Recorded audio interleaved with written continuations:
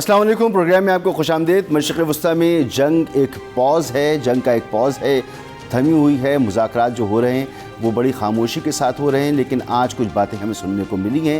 امریکہ کو تجاویز ایران کی مل گئیں، امریکہ نے اس پہ غور و خوض کر لیا۔ ڈونلڈ ٹرمپ سمجھتے ہیں کہ یہ تجاویز قابل عمل نہیں ہیں۔ مارکو روبیو کا کہنا ہے کہ ایران کے حوالے سے امریکہ کی پالیسی واحد ایک نقطے پر مرکوز ہے، اور وہ یہ کہ ایران کو ایٹم بم سے دور رکھنا ہے۔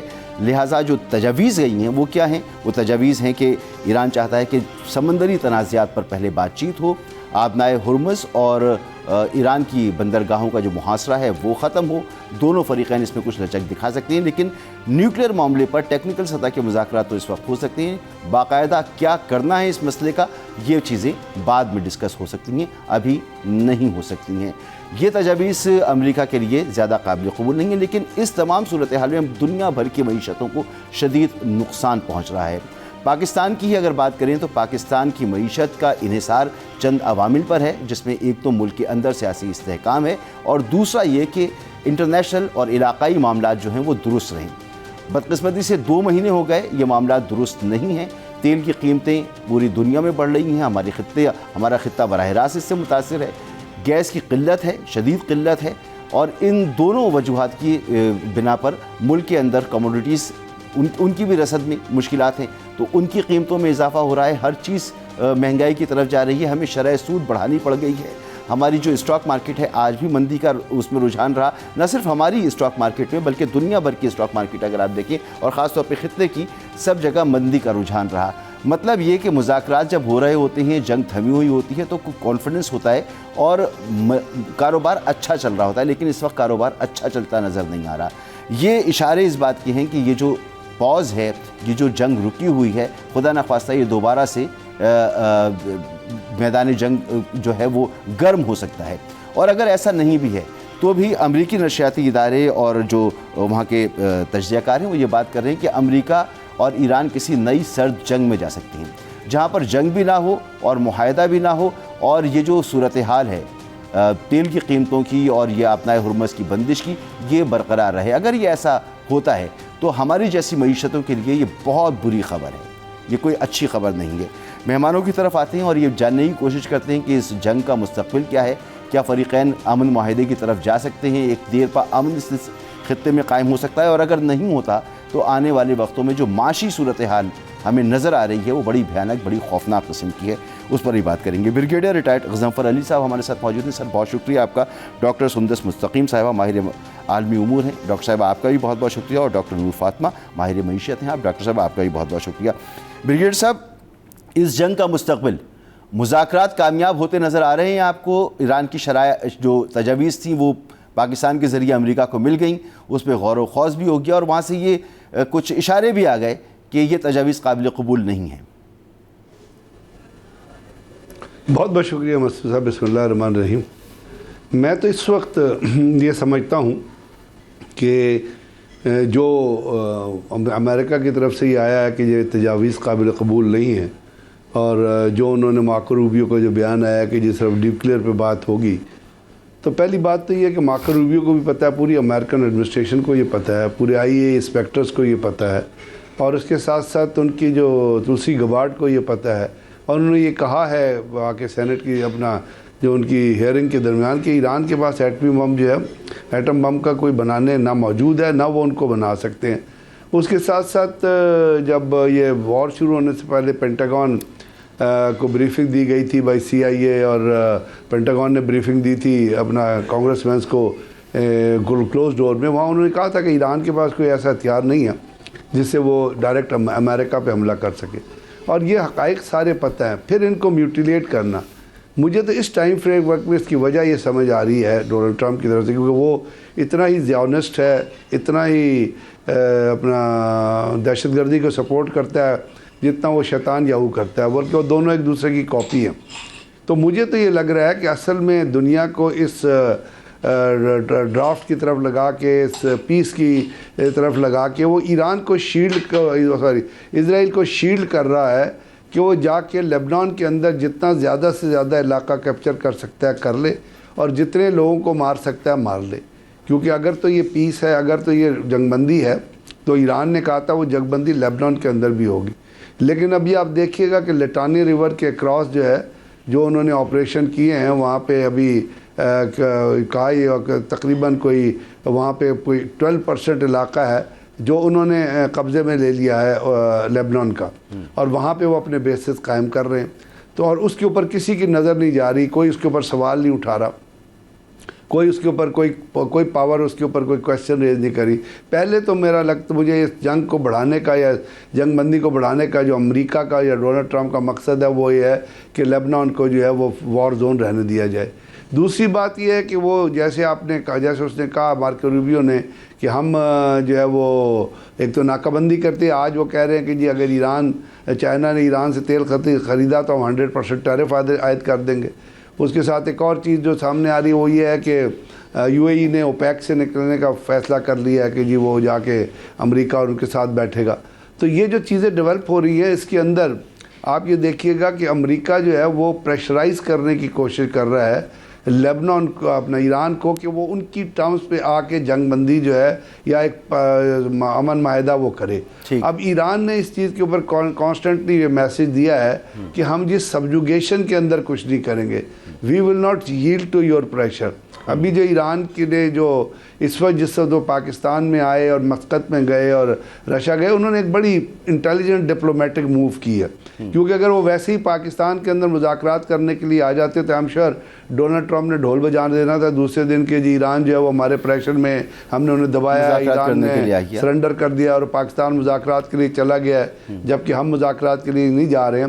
تو انہوں نے اس امپریشن کو مائد کرنے کے لیے انہوں نے ایک بائیلیٹرل وزٹ رکھ دیا, جس میں اور دوسرا انہوں نے میسیج یہ دیا پوری دنیا کو کہ ابنائے حمص کو ہم کنٹرول کریں گے اور ہمارے ساتھ مسقط شامل ہوگا. وہ مسقط بھی گئے تھے. مسقط نے یہ ضرور عمان نے کہہ دیا کہ جی ہم اس فیور میں نہیں ہے کہ آپ ٹول لگائیں, but we are with you. اس کے بعد آپ رشین کا جو وزٹ ہے, تو یہ تمام چیزیں جو سگنلز ہیں وہ یہ ہیں کہ ایران وزٹ ہے نا سر, میں اس پر آپ سے دوبارہ سے بات کروں گا کہ رشیا کی وزٹ کی کیا ضرورت تھی. لیکن اس وقت جو امریکہ کا رسپانس آ رہا ہے, لگ یہ رہا ہے ڈاکٹر سندس مستقیم صاحبہ کہ جیسے کوئی یا تو سرد جنگ شروع ہو سکتی ہے جس میں ایک نئی بلاک بنتے نظر آ رہے ہیں. جی سی سی کنٹریز جو ہیں, کم از کم 3 ممالک ایسے ہیں جو امریکہ کے ساتھ جانے کو ہمیں تیار نظر آتی ہیں, باقی جو ہے وہ شاید چائنیز بلاک میں آنے کو تیار نظر آتے ہیں. کچھ اس طرح کا سینیریو بنتا نظر آ رہا ہے. تو آپ کو کیا لگتا ہے, کیونکہ لبنان کی جو جنگ ہو رہی ہے اس پر ایران بھی اتنا زیادہ اب رد عمل نہیں دے رہا جتنا پہلے دے رہا تھا, بیانات ضروری ہیں لیکن جنگ والی صورتحال نظر نہیں آ رہی ہے. تو یہ کوئی ایک ایسی صورتحال بن رہی ہے جس میں کوئی معاہدہ بھی نہ ہو, کوئی جنگ بھی نہ ہو, اور دنیا ایک نئی سرد جنگ میں چلی جائے. جی آپ نے بالکل صحیح نشاندہی کی ہے کہ دیکھیں کہ جنگ بھی جو اصل میں جنگ ہوتی ہے وہ بھی کر کے دیکھیے, کا انیکٹیو میٹو وارفیئر بھی جس حد تک دونوں ممالک آزما کر ایک دوسرے کو اور اپنا کر دیکھتے تھے وہ بھی دیکھے. اب بوٹ گراؤنڈ تو پہلے دن سے معلوم ہے ہمیں پاسبل نہیں ہے. ایران میں میزائل سسٹم, میزائل کے ذریعے جو داغے جانے کا سلسلہ دونوں طرف سے, تینوں طرف سے اعتراف تو جاری اور ساری رہا تھا. نہ صرف یہ کہ ڈائریکٹلی ایران کے اوپر بلکہ ایران کی جانب سے نہ صرف اسرائیل کے اوپر بلکہ امریکی فوجی اڈوں کے اوپر بھی گلف ایشین کنٹریز میں. تو یہ جو ڈر تھا امریکہ کے پارٹ پر کہ ایسا نہ ہو جائے وہ بھی ہو گیا. جو ڈر تھا ایران کے پارٹ پہ ایسا نہ ہو جائے, ایران تو خیر بہت دہائیوں سے جنگ کی تیاری بھی کر رہا تھا, تو وہ ڈر جو تھا وہ سچ ثابت ہو گیا. وٹ نیکسٹ, اب جو ہے نہ وہ نیوکلیئر سازوں کو استعمال کرنے کی طرف جا سکتے ہیں, نہ بوٹ گراؤنڈ پاسبل ہے. تو اب رہ ہی صرف یہ گیا ہے کہ پراکسی وار سٹارٹ کی جائے. اور اگر ہم ہسٹری پہ نظر ڈالیں تو اسرائیل اور ایران دونوں ایسے ممالک ہیں جو پراکسی ڈپلومیسی میں ان کا کوئی ثانی نہیں ہے. یہ بہت اچھے ثابت ہوئے ہیں. پرشین گلف پہ نہ آج تک دنیا کی تاریخ میں کوئی اس پر قبضہ کر سکا, اوٹومن امپائر سے لے کر آپ دیکھ لیں, اس سے بھی پہلے اگر آپ چلے جائیں تو کوئی نہ اس پہ قبضہ کر سکا ہے, اور نہ آپ تک قبضہ اس نے کرنے دے سکتا ہے ایران. اب اگر جو پراکسی وار ہے آپ دیکھیں یہ کہاں پر شروع ہو رہی ہے. دنیا میں سب سے بڑی اکانومی آئل اکانومی, پھر اس کے بعد ہے ڈرگ اکانومی, پھر اس کے بعد آتی ہے شاید آپ کی ویپن اکانومی. اور اگر ابھی آئل اور گیس کی جنگ جو ہے اس کے بعد فوڈ پرائسز ہم دیکھتے ہیں کی طرف جاری ہے, تو آئل کے تناظر میں آج یو اے ای کا اوپیک سے نکلنا सऊदी अरब और यूएई के दरमियान चक्कर लिस्ट, ठीक है। सऊदी अरब का पाकिस्तान से डिफेंस पैक करना और यूएई का पाकिस्तान से पैसे वापस लेना, और दोनों ममालिक का ईरान के ऊपर जो खमियाजा जो भरने की जानिब ऐलानात करना के दिए जाए, तो ये प्रॉक्सी वार स्टार्ट हो चुकी है। ये सर्द जंग जो है वो स्टार्ट हो चुकी है, ब्लॉकिंग स्टार्ट हो चुकी है। मॉस्को जो है और बीजिंग भी है वो अब ज्यादा देर तक खामोश नहीं रहेंगे। इस जंग के शुरू होने से पहले ईरान और रशिया के माबैन जंगी मशक़ें स्टार्ट हो चुकी थी, जबकि हमने खामोश diplomacy through out this scenario हमने देखी है चाइना की जानिब से जो जारी और सानी थी। चाइना ने खामोश डिप्लोमेसी की, ना सिर्फ पाकिस्तान को एज ए फैसिलिटेटर मेडिएटर मैदान में लाने के लिए भी चाइना ने डिप्लोमेसी की, बल्कि चाइनीज येन की जो टर्म हमने सुनी है, जिसका ब्रिक्स का खतरा जो था तलवार से लटक रही थी अमेरिका की दिहाइयों से, आधी सदी तक जो सेंचुरी जो है वो पेट्रोल डॉलर की टर्म को एंजॉय किया अमेरिका ने, अमेरिकन सुप्रीमेसी डॉलर की हेजमनी को एंजॉय किया अमेरिका ने। अब प्रॉक्सी वॉर का दौर शुरू हो गया, अब ब्लॉकिंग शुरू हो गई है। अब चाइना, रशिया, ईरान, पाकिस्तान, अब कौन किस ब्लॉक में बैठेगा? अब ये जो सऊदी अरब है, टर्की है, मलेशिया है, ये सारे ममालिक हैं, और इंडिया का क्या होगा, ये सब अब देखने वाली बातें कि आने वाले वक्त में शायद पिक्चर हमारे पास क्लियर हो। डॉक्टर नूर फातिमा साहिबा, आप फरमाएं कि ऐसी सूरत हाल में ये कहा जा रहा है कि मईशत और ये पेट्रोलियम प्राइस ख़ास तौर पर, ये तो अगले 6-7 महीनों तक जो है ये अगर यही सूरत हाल जो इस वक्त है रहती है तो भी अगले 6-7 महीनों तक ये ठीक नहीं होने वाले, यानी पाकिस्तान में 300 से नीचे पेट्रोल नहीं आने वाला। तो ऐसी सूरत में पाकिस्तानी मईशत का क्या बनेगा? क्योंकि IMF के मुआहदे में जब हम गए थे तो IMF ने हमसे यही कहा था कि एक तो आप अपने अंदरूनी मामला ठीक करें, करप्शन जो है उसको ख़त्म करें, सियासी इस्तेहकाम लेकर आएँ, और तीसरा जो एलिमेंट था वो था कि बैनुल अक़वामी मार्केट में तेल की कीमतें, तो वो तो ठीक होती नज़र नहीं आ रही हैं। जी exactly thank you so much.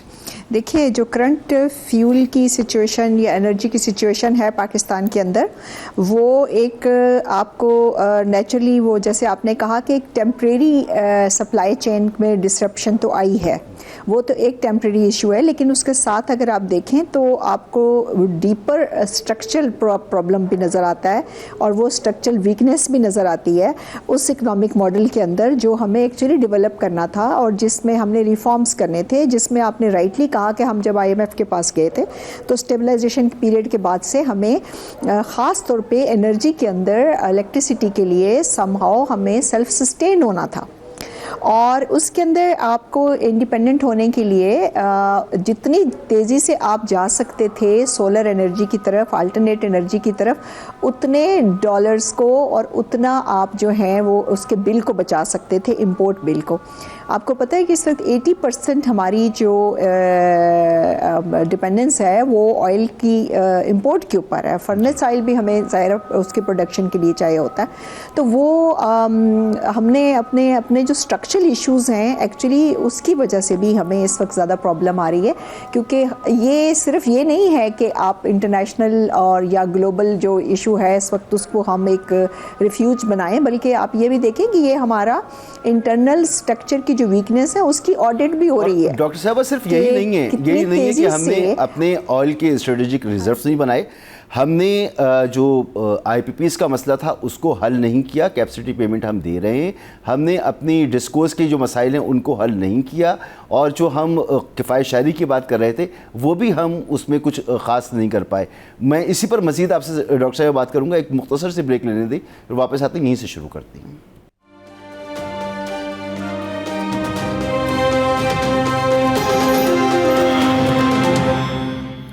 Welcome back. Break से पहले बात हो रही थी ईरान के तनाज़ुर में पाकिस्तान की माशी सूरत हाल की। डॉक्टर नूर फातिमा साहिबा, आपसे गुफ्तगू हो रही थी। एक तो जैसे हमने कहा कि ना तो पाकिस्तान जो है वो अपनी एनर्जी के, ऑयल के स्ट्रेटजिक रिज़र्व्स बढ़ा सका, तैयार कर सका, कोई रिज़र्व्स नहीं है, ना ही हमारी जो IPPs का मसला है वो हल होता हमें नज़र आ रहा है, ना ही हमारे पास जो है वो टैक्स के लिए बेस जो था उसको हम हकीकी मानों में ब्रॉडन कर सके। तो हमारे डेफिसिट्स पहले ही मौजूद थे, ऊपर से ये मसला आ गया है। क्या इस दौरान में जो बात की जा रही है कि हुकूमत ने अपने डेफिसिट कंट्रोल करने के लिए या उनका खुमियाजा पूरा करने के लिए इस जंग के माहौल को इस्तेमाल किया है, इसमें कोई सदाकत है? देखिए अगर आप इसको अपने पीयर्स के साथ, कंट्रीज़ के साथ और इंटरनेशनली अगर आप देखेंगे प्राइसेस, तो पाकिस्तान में प्राइसेस उस रेफरेंस से बहुत ज़्यादा नहीं बढ़ी। कोई एक दो कंट्रीज़ होंगे जिससे आपको लगेगा कि आपका ज़्यादा है, अदरवाइज़ उतने उस रेशो से नहीं है। क्योंकि फिर लेकिन at the same time I would say कि आपकी जो लेवीज़ हैं उसमें फर्दर कमी हो सकती थी अगर गवर्नमेंट ऑफ पाकिस्तान के पास ये कुशन अवेलेबल होता, तो वो नेचुरली इस टाइम में पास ऑन जो कर रहे थे डेफिसिट वो ना करते, कंज्यूमर के लिए कुछ आसानी इसमें हो सकती थी, लेकिन वो नहीं हुई। उसकी रीज़न वही है कि हमने अपने रिफॉर्म्स को भी डिले किया, हमने एनर्जी सेक्टर की जो इनएफिशिएंसीज थी उसको भी ख़त्म नहीं किया। देखिए बहुत सारी चीज़ें जो हैं वो सिर्फ आपकी गवर्नेंस और उसका जो मैनेजमेंट थी, उसकी जो वेस्टेज थी, ट्रांसमिशन लाइंस के प्रॉब्लम थे, वो तो गवर्नेंस के इश्यूज़ थे ना, उसको तो हम सॉल्व कर सकते थे। और इसके अलावा जो आपका क्रिटिकल जो हमारा डेट सर्कुलर डेट का प्रॉब्लम है वो भी अभी तक रिजॉल्व ज़ाहिर नहीं हुआ, लॉन्ग टर्म प्लानिंग नहीं थी। तो जब आप बहुत शॉर्ट टर्म के साथ ये डे टू डे उसके अंदर रहते हैं ना, एक स्ट्रेटजीज़ के अंदर, तो इस तरह के शॉक्स जब आ जाए इंटरनेशनली या ग्लोबली, एक शॉक आया तो उसने ट्रांसलेट कर दिया ना हम जैसी इकॉनमीज़ के ऊपर बहुत प्रेशर आ गया। तो उसका अब ये रिज़ल्ट है कि इस वक्त हम ये देख रहे हैं कि अब वी आर जस्ट प्रेइंग कि वॉर कब एंड हो और कब ज़िंदगी थोड़ी सी नॉर्मल हो जाए, लेकिन इसका इम्पैक्ट बहरहाल जो इस वक्त आया है, जितनी इकॉनमी स्लो डाउन हुई है, हमारा इंडस्ट्रियल ग्रोथ जो है वो स्लो डाउन हुई है, तो उसमें बहुत इम्पैक्ट आया और हमारे जीडीपी के ऊपर नेचुरली इसमें रिडक्शन आएगी। ठीक है ब्रिगेडियर साहब, ऐसी सूरत हाल में अल्हम्दुलिल्लाह पाकिस्तान दिफाई तौर पर एक मजबूत मुल्क है, लेकिन जब माशी हवालों से हम मज़ीद हमारे लिए मुश्किलात सामने खड़ी हुई हैं और 5-6 महीने जो कहा जा रहा है कि पेट्रोलियम मसनूआत की कीमतों में कोई कमी हमें होती नज़र नहीं आ रही, और अगर खुदा न ख्वास्ता ये जंग मज़ीद भड़क गई तो और सूरत हाल ख़राब हो सकती है, तो पाकिस्तान को करना क्या चाहिए सर? सर असल पहली बात तो ये रियलाइज़ करना चाहिए कि ये जंग, शायद जंग तो ना शुरू हो, लेकिन ये काइनेटिक डोमेन में कोल्ड वार जारी रहेगी और उसके ज़रिए आप एक ऐसी सिचुएशन पे खड़े रहेंगे जिधर आपकी कल की प्रेडिक्टेबिलिटी मुश्किल हो जाएगी। यानी यही रहेगा कि जी जो जंगबंदी है उसको एक्सटेंड कर दें, अभी 1 हफ़्ते के लिए कर दें, अभी 15 दिन के लिए कर दें। उसी तरह ब्लॉकेट, क्योंकि अमेरिका ने ब्लॉकेट ख़त्म करने से इनकार कर दिया और उसके साथ साथ फिर अपना ईरान का भी ब्लॉक मौजूद है। और उसके बाद एक सुपर टैंकर जो होता है वो ओपन सी में होता है, तो 8 नॉटिकल माइल की स्पीड से वो चलता है। तो आप अंदाज़ा लगा लें कि वो अगर अभी भी उठाते हैं तो टैंकर्स के पहुंचने में मुल्क के अंदर, हमारे मुल्क में या बाकी जगह कितना टाइम लगेगा। फिर आपने देखा जो पूरी की पूरी जो LNG का सिस्टम था कतर में, वो राफेल में, वो तबाह बर्बाद हो गया। उसको कहते हैं बिल्डअप करने में कोई 3 से 4 साल लगेंगे। इसका मतलब ये कि इम्पैक्ट तो हमारे ऊपर आना है। अब जब वो इम्पैक्ट आना है तो हमें उसको रियलाइज़ करना है कि उस इम्पैक्ट को हमने किस तरह वार्ड ऑफ करना है। उसके लिए आपको बहुत स्ट्रिक्ट चीज़ें चाहिए हैं। और आपने जैसे कहा हमारे यहाँ जो IPPs 2, आप हैरान होंगे कि हमने उन IPPs को पेमेंट की है जो 0% प्रोडक्शन कर रही हैं। 10 IPP हैं, आपको से शुरू हो जाएं, निशात से शुरू हो जाए, नीचे तक चले जाएं। ब्रिगेडियर साहब हैरानी नहीं होती, अब तो परेशानी होती है। अब हैरानी नहीं होती, अब वाकई परेशानी होती है कि कर क्या रहे हैं हम लोग जी। उनके IPPs को जो कुछ पैसे कोई बना ही नहीं है, तो करप्शन का लेवल तो देखें, क्योंकि वो इलीट से ताल्लुक़ रखती है, वो खवास से ताल्लुक़ रखती हैं। तो इस मुल्क में करप्शन का लेवल तो इमेजिन कर लें कि आपने इस मौके पे जिस वक्त पाकिस्तान के अवाम जो हैं वो तबाह बर्बाद हो रहे हैं इस प्राइस हाइक से, हमने उन इलीट्स को, उन ख्वास को जिनके पास आगे ही $मिलियन हैं, उसको आपने पैसे पे कर दिए हैं अपना उन IPPs को। तो फिर मुल्क में क्या होगा आप बताइए ना, फिर मुल्क में कोई बेहतरी हो सकती है? उसके साथ अभी भी आप देख लीजिए क्या जो हुकूमत के जो ख़र्चे हैं वो कम हो सके। एक शख्स है वो 10-10, 20-20 गाड़ियाँ लेके फिर रहा होता है और वो उनके अंदर पेट्रोल क्या, उनके अंदर पानी डालता है। सो बात यह कि जब हमको ये पता है, और कल आपके मिनिस्टर पेट्रोलियम कह रहे थे कि हमारे पास कोई स्ट्रेटेजिक रिजर्व नहीं है, तो बात नहीं है और आने जाने पे काम हो रहा है, तो उसे होना क्या चाहिए? होना तो इस वक्त चाहिए कि आपके जहाज़ों की मूवमेंट जो रोज़ाना पिंडी लाहौर, पिंडी कराची और ये जो प्लेन्स पे जो आप विज़िट कर रहे हैं, और आप उसके ऊपर ज़रा रिसर्च करके देख लीजिएगा क्या वो उसके अंदर जो फ्यूल पड़ता है वो क्या वो कहाँ से आता है। सो कहने का मेरा मतलब ये है कि क्या हमारे अवाम तो तैयार हैं, عوام نے کوئی بھی پیٹرول کی پرائز جو ہے وہ برداشت کر لینی ہے، لیکن اس کے کمپیریزن میں جو گورنمنٹ کے ایکشنز ہونے ہیں، کیا وہ ایکشنز ہوئے ہیں؟ ابھی اگر وہ ایکشنز ہوتے تو آپ کے اندر کا جو سسٹم ہے کم سے کم وہ تو آئی پی پی اپنا آپ کو لاسٹ ٹائم جو گورنمنٹ نے پرائزز بڑھائی تھی سب سے پہلے ایشو میں، تو آپ کو یاد ہے اس وقت تو پیٹرول جو ہے پرانی پرائز پہ خریدا گیا تھا، لیکن موجود تھا کہ آپ لیوی بڑھائیں، ایک دن پہلے آئی ایم ایف نے کہا تھا۔ اس میں صورتحال یہ ہے نا کہ چلیں وہاں پر اخراجات حکومت کے بھی کم نہیں ہو رہے، خاطر خواہ کوئی بہت بڑا فرق ہمیں نظر نہیں آ رہا، لیکن کچھ اقدامات تو لیے جا سکتے ہیں۔ ڈاکٹر سندر صاحبہ، کیونکہ آئی پی پیز کے معاملے کو جوڑ دیا جاتا ہے پھر بین الاقوامی لاز کے تناظر میں، لیکن اگر کوئی ایمرجنسی سچویشن ہو جیسے قطر ہے، قطر میں انفراسٹرکچر تباہ ہو گیا، ان سے ہمارا معاہدہ ہے، ہم انہیں کیپسٹی پیمنٹ بھی کرتے ہیں اور شاید وہ بھی کرتے رہیں گے جب تک وہ ریہیبلیٹیٹ نہیں کر لیتے اپنا سارا سسٹم، تو وہ ہمیں ایل این جی فراہم نہیں کر پا رہے۔ اگر ہم یہ گارنٹی بھی دیں کہ جی ہمارے لیے راستہ کھلا ہے، تب بھی وہ نہیں دے رہے۔ تو ایسی سچویشن تو پاکستان کے لیے بھی ہے کہ اس وقت ایک ایمرجنسی کی صورتحال ہے، اگر ایمرجنسی نافذ کی جائے تو یہ جو کیپیسٹی پیمنٹس اور یہ سارے معاملات ہیں ان کو ایک پاز تو دیا جا سکتا ہے یا نہیں؟ دیکھیں بالکل پاز ہم لوگ کتنا کوئی افورڈ کر سکتے ہیں؟ کتنے دن کے آئل ریزروائر پاکستان کے پاس ہیں؟ کتنے دن پاکستان کی معیشت جو ہے وہ پاز پر سٹیبل رہ سکتی ہے؟ یہ مطلب ایک امیجنری ایک یوزنری بات ہوگی۔ ہماری جو معیشت، ہماری اکانومی اور ہمارے پاس آئل ریزرو جو ہے وہ زیادہ دن تک جو ہیں نہیں، پاز کا مطلب ہے ڈاکٹر صاحبہ کہ آئی پی پیز کو جو ہم کیپیسٹی پیمنٹ کر رہے ہیں ان ہنگامی بنیادوں میں، ان جنگی ماحول میں، ہم اس کو تو روک سکتے ہیں کیونکہ یہ مسئلہ ہمارا پیدا کیا ہوا بھی نہیں ہے اور ہمارے ہاتھ میں بھی نہیں ہے، تو یہ قانون تو ہمیں اس کی اجازت دیتا ہے کہ ہم اس وقت کیپیسٹی پیمنٹس کو روکیں۔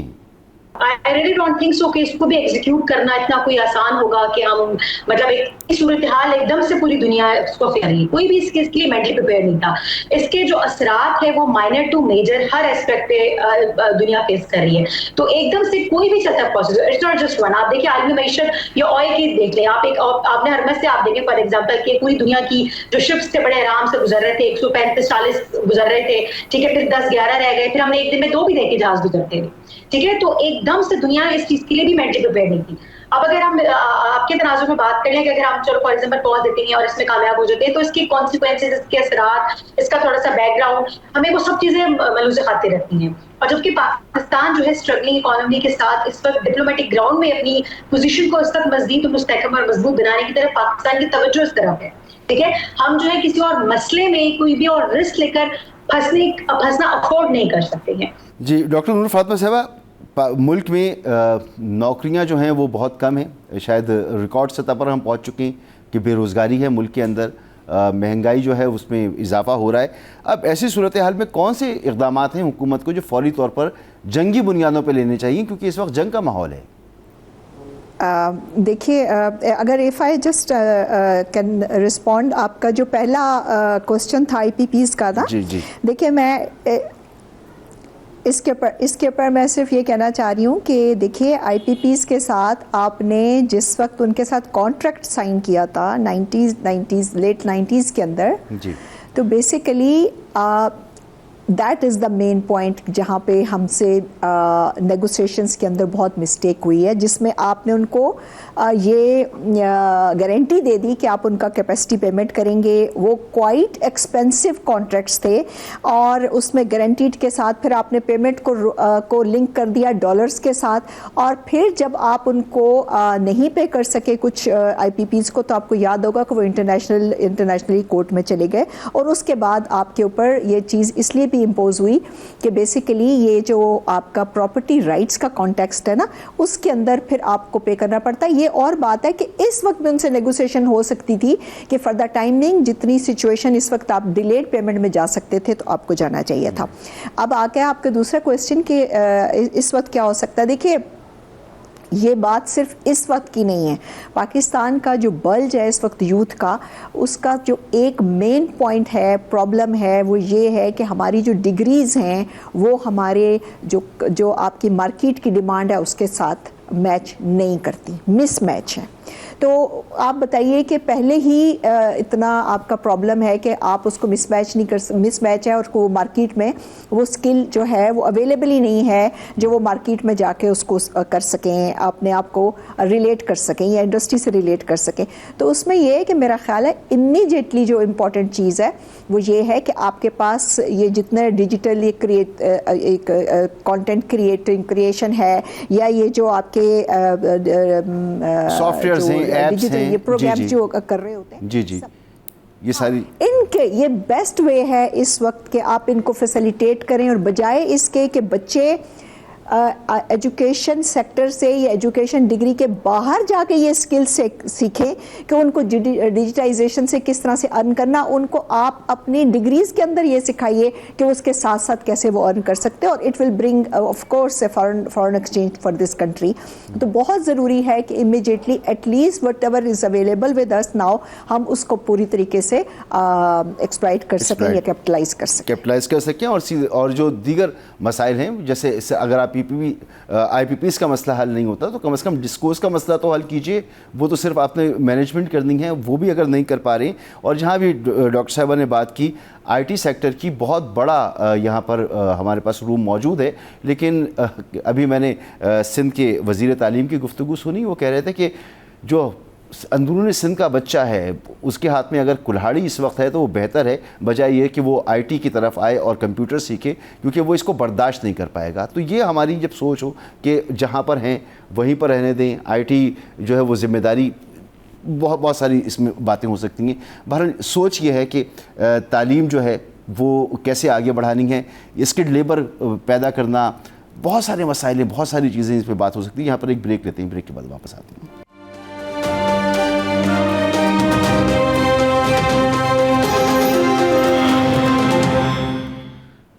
Welcome back. بیڈر صاحب, کوئی کامنٹس آپ تینوں سے مہمانوں سے چاہوں گا کہ اس وقت جو صورتحال ہے اس میں پاکستان کی بندرگاہوں کے لیے بڑے اچھے مواقع موجود ہیں. پاکستان کو کیا کرنا چاہیے فوری طور پر, کیونکہ ہمارا فوکس سارا کا سارا مذاکرات پہ نظر آ رہا ہے, جس سے ہمارے اندرونی مسائل حل نہیں ہو رہے. ہماری ٹھیک ہے انٹرنیشنل اسٹینڈنگ بڑھ رہی ہے, لیکن ہماری سیکیورٹی چیلنجز, ہمارے معاشی مسائل, ان کا حل ہمیں اس میں نظر نہیں آ رہا ہے. تو سر کیا کرنا چاہیے ہمیں؟ سر پہلی بات تو یہ ہے کہ ایجوکیشن, جیسے ابھی بات ہوئی اپنا آئی ٹی کی اور تمام ایجوکیشن کی, یہ سوچنا چاہیے کہ انالائز کر لیں کہ پاکستان میں ایک سال میں اسکول کتنے دن بند رہتے ہیں, اور بچوں کو, جو بچے آلریڈی پڑھ رہے ہیں, ان کو تعلیم کتنی ملتی ہے. کوئی بات ہوتی نہیں تو ہم اسکول بند کر دیتے ہیں, اور وہ بچے اس دفعہ جو اسکول جا کے تعلیم, ہم ان کو ہی تعلیم نہیں دے رہے, تو آگے سے آئی ٹی کی تعلیم اسکول کھلتے ہیں تو سر بجلی بند کر دیتے ہیں. بچوں کو اسکول جانے دیں. بھائی یہ فلانا آ گیا 5 دن کے لیے 10 دن کے لیے اسکول بند کر دیے. ان بچوں میں اسکول کا کلچر ختم ہوتا جا رہا ہے. حکومت کو یہ ریئلائز کرنا چاہیے. دنیا میں جنگ ہوتی ہے اور اسکول کھلے ہوئے ہوتے ہیں. ہمارے ہاں سب سے زیادہ افیکٹ آتا ہے کہ اسکول بند کر دو سیکیورٹی کے نام پہ. ابھی دوسری بات یہ ہے کہ جیسے آپ نے بندرگاہوں کی بات کی, تو واقعی بہت پوٹینشیل ہے. گوادر کو ایکٹیویٹ کریں, وار ٹائم بیسس پہ ایکٹیویٹ کریں. گوادر ایک بڑی نیچرل پورٹ ہے جو ہم کو اویلیبل ہے. ابھی آپ دیکھ لیجئے پورٹ قاسم نے اور کراچی پورٹ نے کتنا ریونیو آپ کو دیا ہے, اور کتنے جہاز وہاں آ کے لگے ہیں. تو اس چیز کو ہمیں لے کے آگے چلنا چاہیے.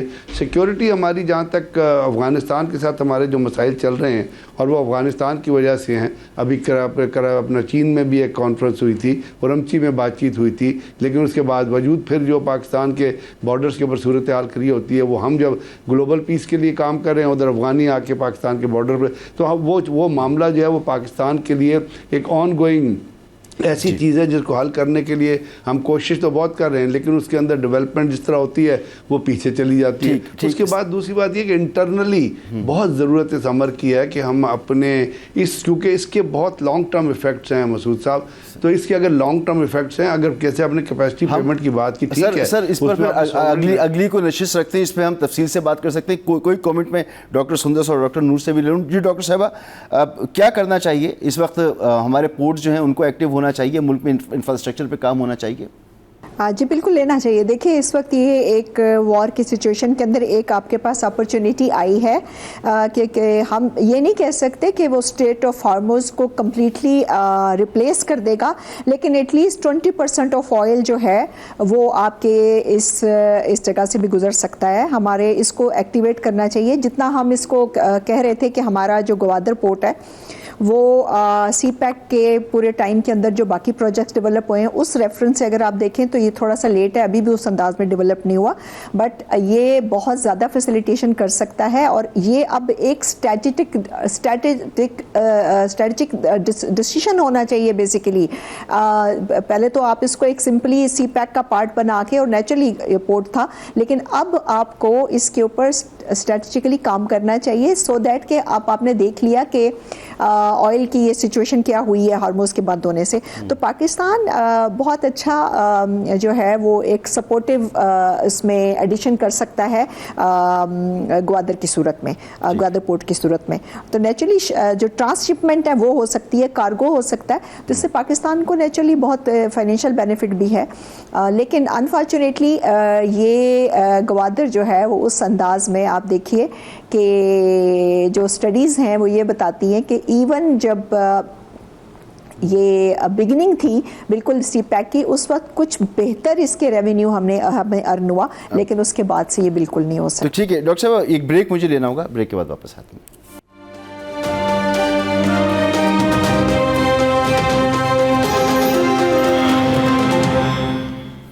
Welcome back. ज़रूरत इस बात की है कि जंग का माहौल बिल्कुल मौजूद है, ख़तरात भी मौजूद हैं, लेकिन पाकिस्तान के जो अंदरूनी मामलात हैं उनकी तरफ वापस पलटा जाए। 2 महीने से हम मुसलसल जंग के हवाले से बातचीत कर रहे हैं, लेकिन जो अंदरूनी मामलात हैं उन पर हमें फोकस कम नज़र आया है और तवक्को ये करेंगे कि इन मसाइल से निपटा जाए, क्योंकि ऑयल प्राइसेस फ़िलहाल हमें कंट्रोल होती नज़र नहीं आ रही हैं, कमोडिटी प्राइसेस कंट्रोल होती नज़र नहीं आ रही हैं। मुल्क में बेरोज़गारी जो है वो बहुत ज़्यादा है। फिर किसी नशिस्त में इस पर तफसील से बात करेंगे इंशाअल्लाह ताला। बहुत शुक्रिया आपका ब्रिगेडियर रिटायर्ड गज़नफ़र अली साहब, डॉक्टर सुंदस मुस्तकीम साहिबा और डॉक्टर नूर फातिमा साहिबा। हमें दीजिए कल तक के लिए इजाज़त। अल्लाह हाफ़िज़।